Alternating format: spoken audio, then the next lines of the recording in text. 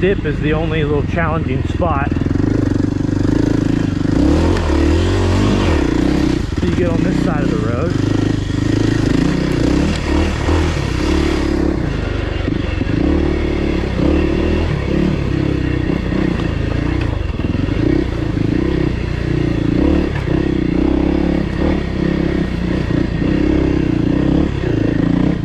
These are 43 millimeter forks, if I remember correct.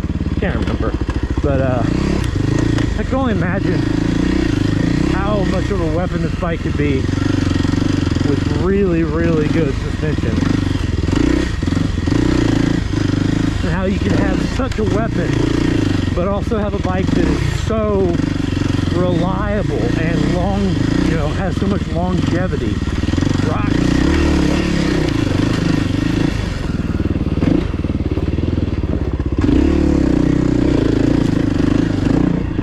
We need more bikes like this. We need bikes that we don't have to change the oil in every ride, you know? We need bikes that are just gonna start and go.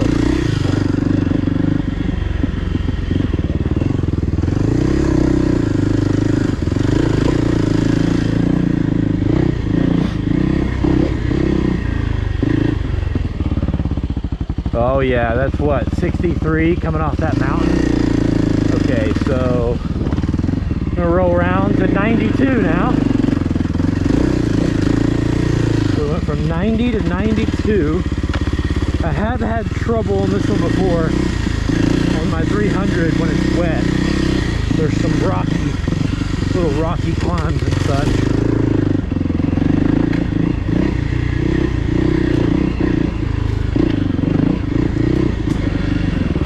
Oh, another turtle! Geez, that's 3 turtles. Okay,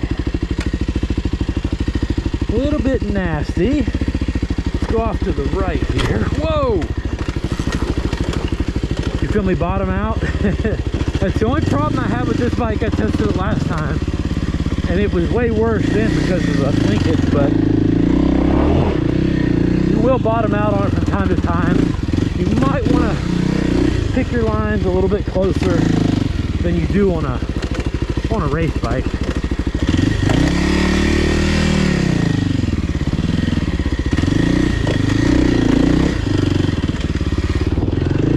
Yeah, this is where I had trouble in the wet that day. This thing's tracking pretty good for a couple crappy tires. Get one of these bikes for what, like 5 grand? Set the suspension up as best you possibly can.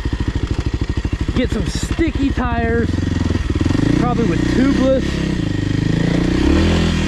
Really give yourself leeway to play with air pressure for different types of riding. And I think you've got all the bike you'll ever need with the KLX300R. I really do.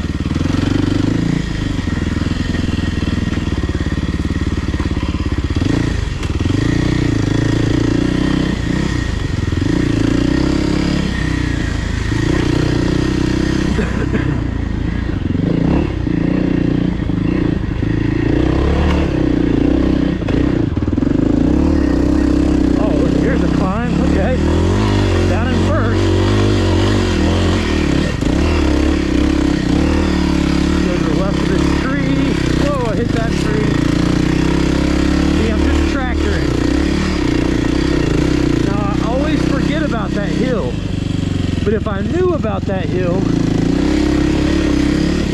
I would have carried more speed and been able to pull it in second. Because I have to shift to first, I could only rev it so much. And I had to just kind of slow down and attempt to tractor up it, and I was able to. Now we're on 63, which, okay, we want to go the other way on 63 because we want to go down.